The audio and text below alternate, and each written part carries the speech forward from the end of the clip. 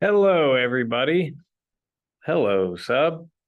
Today you're doing a reading quiz, a little classic double action here. The first article that you'll be reading is essentially like almost a review over everything that you've been working on for the last few days. Um, one of them being the causes of the American Revolution. You'll hear a lot of familiar things. So if you are not done with that after the reading quiz, definitely use this article to help you out, plus the Unit 2 notes or lessons. Next up, after that. So our assignment over the last few days has been to track the years and the events and describing them of the things that led to the Declaration of Independence. But here's the thing about the English colonies. There were some people that still wanted to remain loyal to England. So in the next part, after the article, you're going to be reading the perspectives of a couple of people who wanted to remain loyal to the English Empire for a few specific reasons. So when you're in that part of the quiz, only use what is in those documents, and I will read them to you. I will also post those document questions in the question itself. So without further ado, I'm going to have the code be easy on you. It's candy. I'm going to write that down so I don't forget it. Candy, candy, candy, candy, candy. 1 second. I'm going to go get some candy. No, I'm not. Candy. It should be November 1st. I'm making this video on a Saturday. So I'm pretty sure it is the day after Halloween. So hopefully me looking for candy and or a marker is enough time for you to get inside the quiz.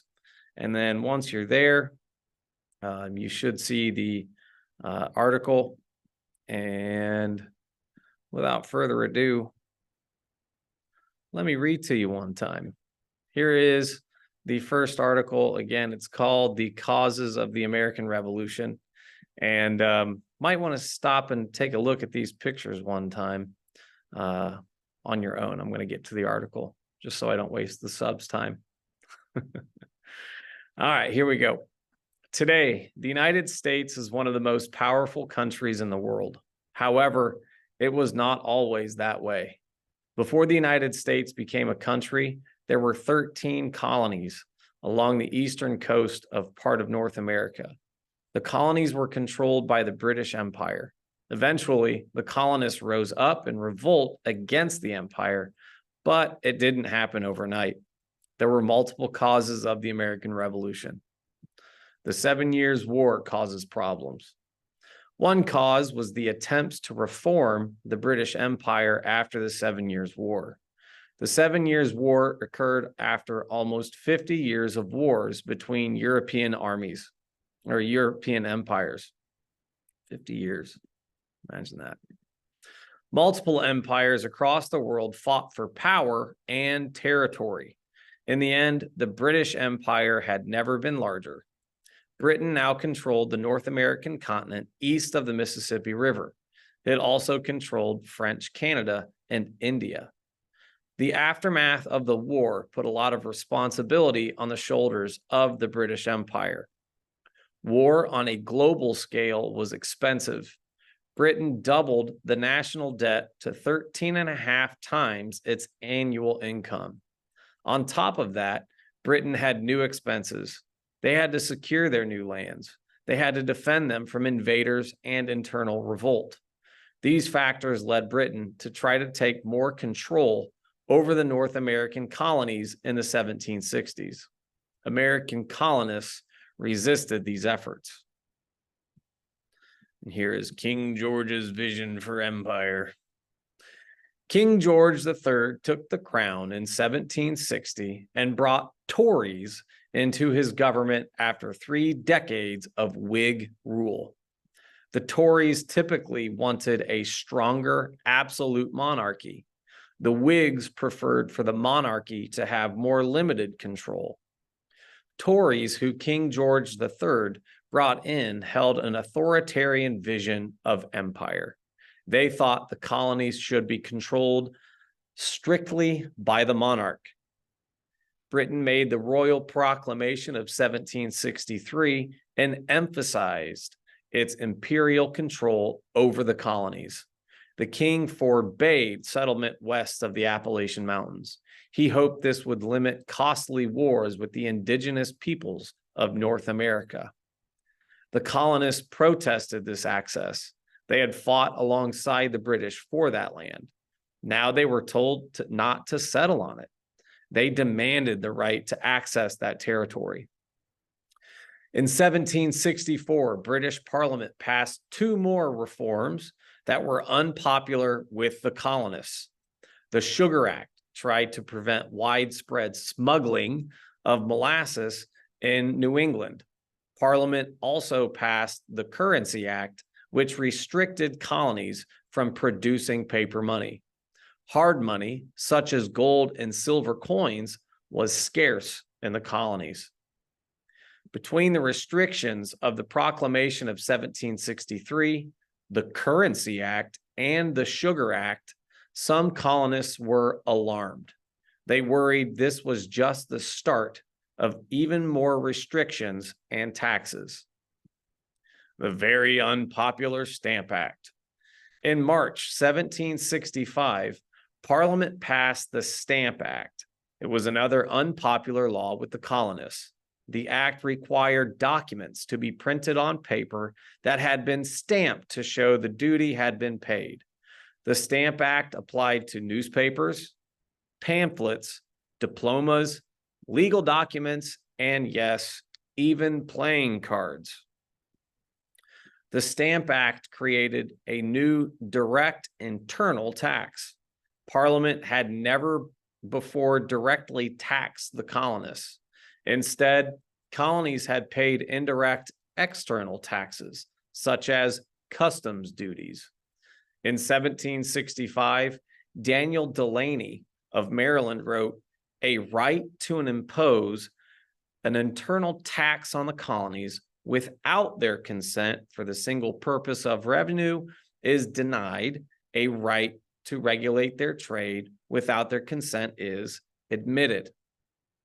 In simpler words, Britain had crossed a line. Taxing them directly without any consent was too much for many colonists to put up with. Oopsies. Whoops. There it is.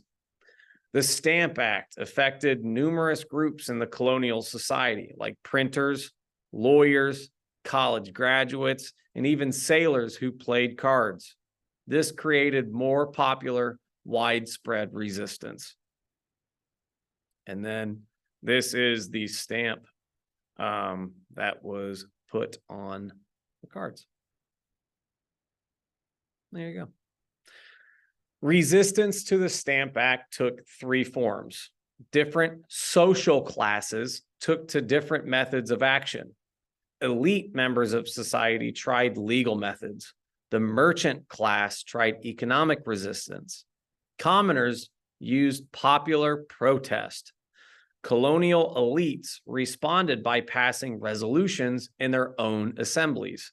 The most famous of the anti-Stamp Act resolutions were the Virginia Resolves, passed by the House of Burgesses on May 30th, 1765.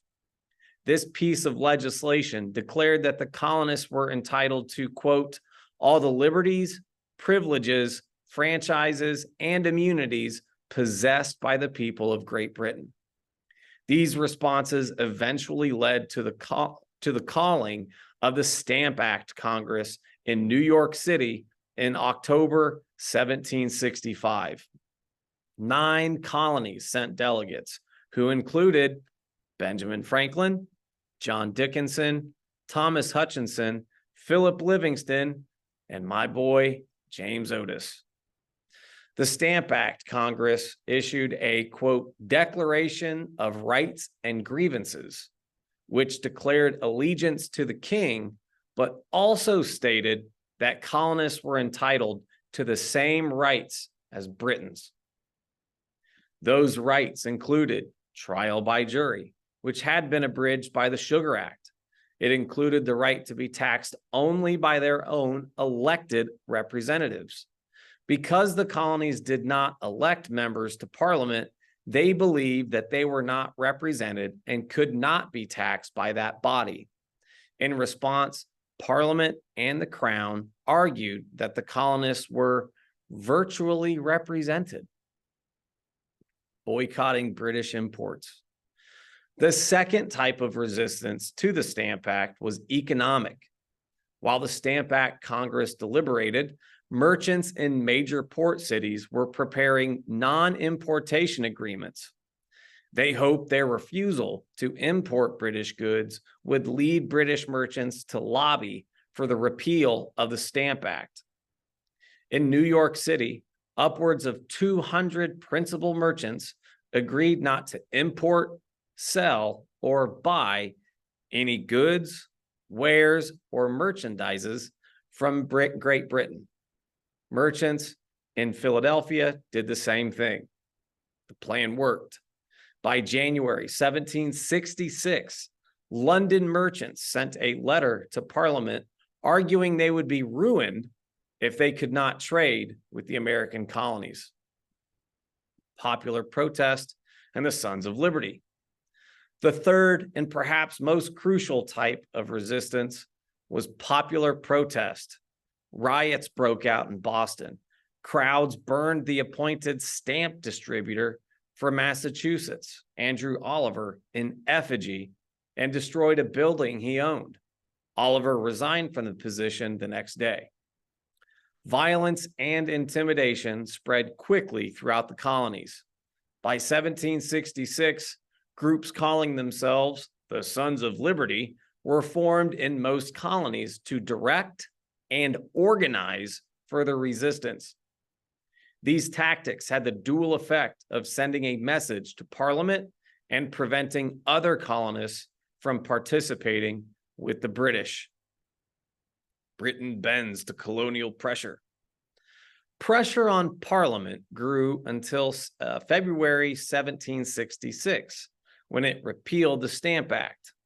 However, Parliament also passed the Declaratory Act, which asserted that Parliament had the full power and authority to make laws, to bind the colonies and people of America in all cases whatsoever.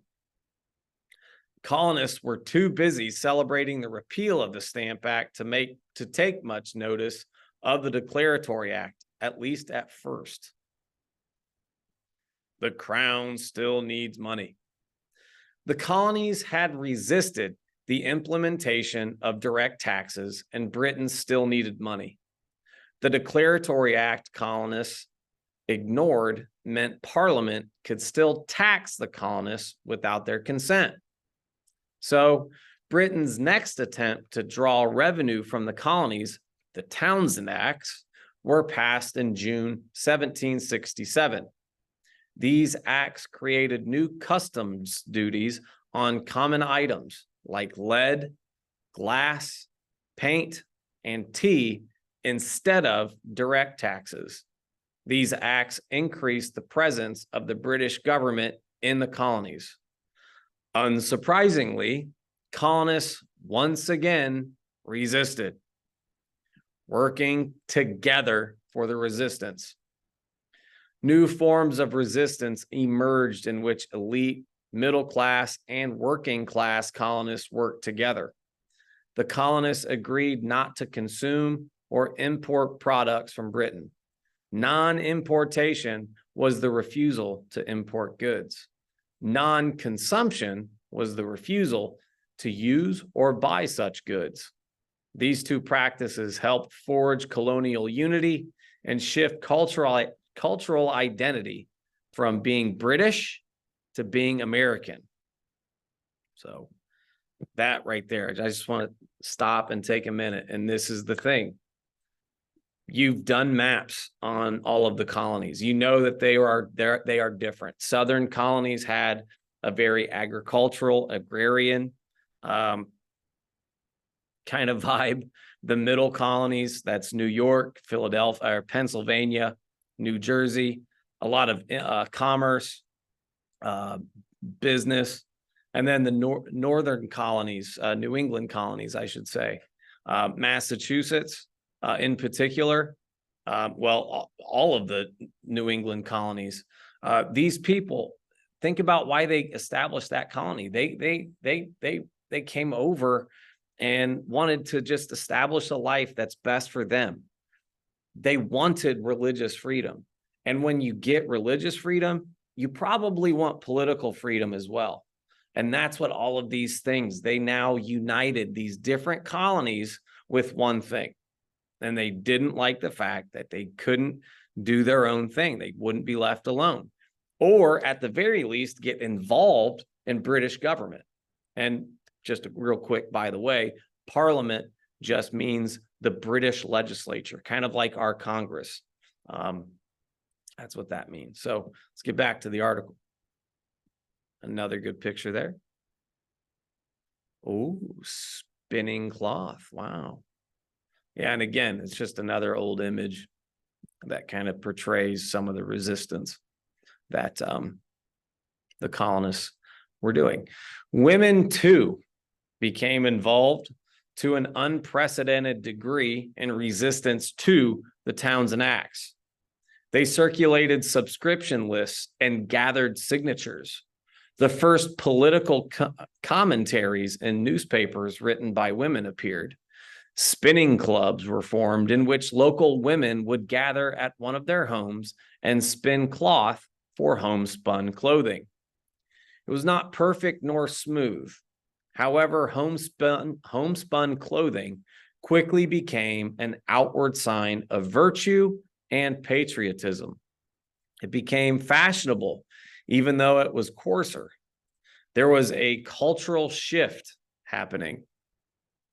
Similarly, British goods and luxuries previously desired, British goods and luxuries previously desired now became symbols of tyranny. Offenders could expect to be shamed by having their names and offenses published in the newspaper and in broadsides. Broadsides were large sheets of paper put up in towns, like a notice board for the community. Actually, broadsides, not a piece of paper. You put paper on there, kind of like my board back here, you know, how you can hang stuff up.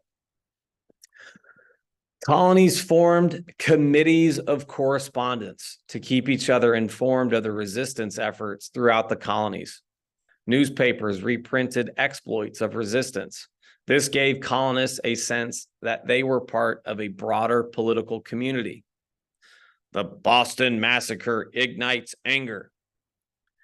Britain sent regiments to Boston in 1768 to help enforce the new acts and quell the resistance. On the evening of March 5th, 1770, a crowd gathered outside the custom house and began hurling insults, snowballs, and perhaps more at a young sentry. When a small number of soldiers came to the sentry's aid, the crowd grew increasingly hostile. Finally, the soldiers fired upon the crowd. After the smoke cleared, 5 Bostonians were dead, including one of the ringleaders, Crispus Attucks. Attucks was a former enslaved person who was a dock worker. The soldiers were tried in Boston and let free. Side note here, the lawyer for the soldiers was none other than somebody who is going to also lead resistance to the colonies. That person is John Adams, second president of the United States. Knowledge. And then that is an infamous little political cartoon there displaying the Boston Massacre, or as the document says, the Bloody Massacre. And again, you know, who would probably make that sort of thing? It's probably the colonists. Yeah. Oh, look, Paul Revere. A printer gaining a lot of attention. Shock. News of the Boston Massacre spread quickly through the new resistance communication networks, aided by a famous engraving initially circulated by Paul Revere. His depiction showed bloodthirsty British soldiers with grins on their faces firing into a peaceful crowd. The engraving was quickly circulated and reprinted throughout the colonies. It generated sympathy for Boston and anger with Britain. So again, like one of the things that I like to do in my class is like relate what's going on then with what's going on now. And one of the things that you should definitely pay attention to, how people think about politics. It's very much influenced by what other people want to say, because again, we're social creatures. We're very much influenced by what people say. So they didn't have TikTok. They didn't have Snapchat. They had what they had. And Paul Revere, a printer, Benjamin Franklin, a printer, were very responsible for spreading the message of resistance throughout the colonies. Resistance leads to repeal. Resistance again led to repeal. In March 1770, Parliament repealed all of the new duties except the one on tea. The British kept the Tea Act to protect their self-esteem and to remind the colonists of their power.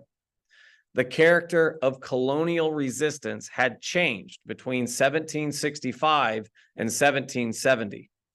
More colonists from different social classes participated in the resistance. Colonists of all ranks participated in the resistance by not buying British goods and monitoring and enforcing the boycotts. Americans are united by anger. Britain's failed attempts at imperial reform in the 1760s created an increasingly vigilant and resistant colonial population. A new sense of shared grievances created united protest. Through anger and resistance, the colonists created an American political identity. Ah, yes. Classic. Published by none other than Benjamin Franklin, Join or Die. And again, I wonder what these things stand for. SC. Is there a colony with the S and a C? NC. I wonder who that is. V. I wonder what colony that might be. M. I wonder what colony that might be. R. NJ. NY. NE in general. I wonder what NE stands for. New England. So again, just real quick, New England, New England colonies, New York, middle colonies, Virginia, South Carolina, North Carolina. They didn't include every colony, but who cares? The message remains the same. Join the resistance or die. Because what happens when this snake gets connected? Yeah. So there's that. And now for the other side, loyalists. These are the people that are loyal to the crown. And there will be questions based on each little document here. And again, these are the people that are going to be remaining loyal to the red coats, aka the British. And then again, we've got a little description there to help you out. Document A, thoughts on the proceedings of the Continental Congress. My friends and countrymen, the American colonies are unhappily involved in a scene of confusion and discord. The bands of civil society are broken, the authority of government weakened, and in some instances taken away. From this distressed situation, it was hoped that the Congress lately assembled at Philadelphia would have delivered us. The eyes of all men were turned to them. We expected that some scheme of accommodating our unhappy disputes with the mother country would have ever been adopted. and pursued. But alas, they are broken up without ever attempting it. They have taken no one step that tended to peace. My first business shall be to point out to you some of the consequences that will probably follow. I choose to address myself principally to you, the farmers of New York, because I am most nearly connected with you, being one of your number. The farmers are of the greatest benefit to the state of any people in it. They furnish food for the merchant, the raw materials for most manufacturers, the staple exports of the country. The non-importation agreement adopted by the Congress is to take place the first day of December next, after which no goods, wares, or merchandise are to be imported from Great Britain or Ireland. No East India tea, no molasses, syrups, pinnels, coffee, or pimento from our islands in the West Indies. The non-exportation agreement is to take effect on the 10th day of September next, after which we are not to export directly or indirectly any merchandise or commodity whatsoever to Great Britain, Ireland, or the West Indies, except rice to Europe. But where is the justice? Where is this policy of the procedure? The manufacturers have done us no injury. Shall we then revenge ourselves upon them? Because the ill-projected, ill-conducted, abominable scheme of some of the colonists to form a republican government independent of Great Britain cannot succeed without this? Good God, can we look forward to the ruin, destruction, and desolation of the whole British Empire for them? Instead of befriending them, it will anger the people of Great Britain. Of friends, it will make them our enemies. Their resentment will do us no good, but on the contrary, much harm. Can we think to threaten and bully and frighten the supreme government of the nation to comply with our demands? We ought to know the temper and spirit, the power and strength of the nation better. Should she exert her force, she would ruin us effectually. And then again, there's a question break there. You'll see that on the quiz. Next part. Farmers, the loss of the sale of your seed only for 1 year would be a considerable damage to you. And yet the Congress have been so inattentive to your interest. They have decreed and proclaimed a non-exportation to commence in September. The distress will fall on us, not His Majesty's dominions. It will affect us the longest. Britain's influence extends to every part of the earth. Her manufactures are superior to most of the world. The total loss of our trade will be felt only for a time. Her merchants will find other sources of goods. Our malice would only hurt ourselves only. Your representatives know perfectly the state of the unhappy breach between our mother country and us. Only beseech them to heal this unnatural breach, to settle this destructive contention, that peace and quietness may again be our happy lot. And that was from November 16th, 1774, written by clearly somebody who's a farmer in New York. Oh, I forgot the picture there. I'll put the picture in. My bad. Okay, so this is document B, and this is, again, the title is A Loyalist Appeals to His Fellow Citizens, and this is from 1776. So we are really cooking in terms of the buildup to us declaring independence and bringing on the onslaught of the British Empire. So here we go. Document B. Oh, and just real quick, after that last document, there was another question. And this is the second one, second document. A loyalist appeals to his fellow citizens. My fellow citizens, I know, my dear countrymen, that many of you have been driven to take up arms against your sovereign. Many more tears, I fear, that I will shed for the anger which awaits you from an offended heaven and government. The same book that says that rebellion is a sin, just like witchcraft. It is so, my countrymen. No person but someone who was bewitched would run the risk of engaging in a rebellion. Rebellion is withdrawing allegiance from a lawful sovereign and joining his enemy, just as witchcraft is renouncing the authority of God Almighty and applying to the devil. Imagine that instead of being victors, you may be subjects again. You will then have the mildest government to live under. She has, like an overfond parent, indulged your peevishness and withheld her resentment for too long. Your sovereign showed pity for you in his recent speech from the throne, a speech so tempered with paternal pity, royal firmness of hand, and sentiment of dignity.